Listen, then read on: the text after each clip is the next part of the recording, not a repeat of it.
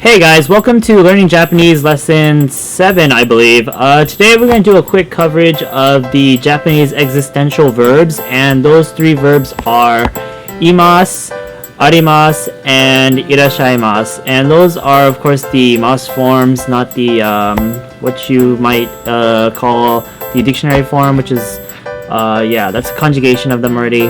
And basically the distinction amongst the three words are the imasu and the irassharu. We have the basic relationship that we've kind of come across so far, in that imasu is the more casual way to say something exists, and irassharu is of course the more polite and formal way to say something is existing, and you would use that of course for your superiors, such as your teachers and your sensei, I don't know, your bosses and whatnot like that. With the arimasu, we have a more philosophical distinction in that this is usually used for anything that is not a living thing.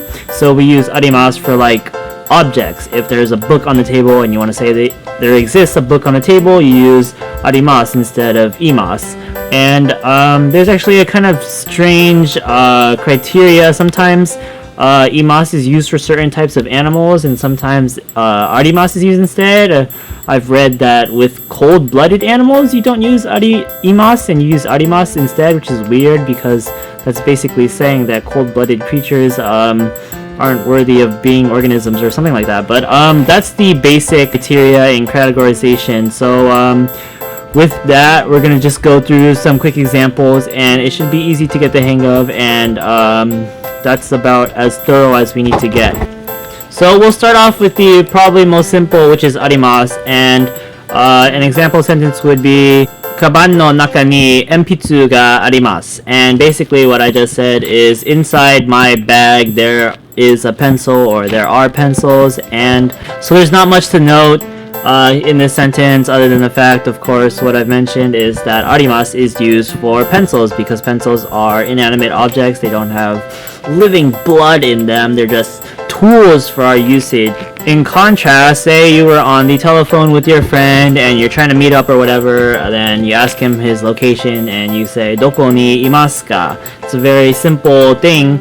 It's a very simple structured sentence in that you kind of just drop the subject even because it's implied, and you just ask, where are you, basically? Doko ni imasu ka? And last but not least, probably the opposite at least, we have irassharu, which is the formality of this grammar pattern. Say you got to work late and you're pretty apprehensive about getting chewed out by your boss because this is probably the, I don't know, second time that you're late this month, and you get there and you don't see him at all, and then you got your friend who's a co-worker, and you ask him, where's the boss, because you want to avoid him. So you say, well, you could use his name, or you could use bossu, which is the katakana version of the English word boss, or you could use another more Japanese term like shocho, and you could say blanku ga doko ni irashaimasu ka. Then your friend will answer, and then you'll know, and then you'll avoid him for the rest of the day. So there you have it. Those are the three basic existential Japanese verbs. It's a very blunt coverage, and there are some little other tidbits to know, of course. A little side note for irassharu, it is the formal way, but when you're using what the Japanese called keigo, which is basically formal spoken language, there are other verbs that irassharu can mean, like to say, for instance. So yeah, just note that it can mean more than just to be. And yeah.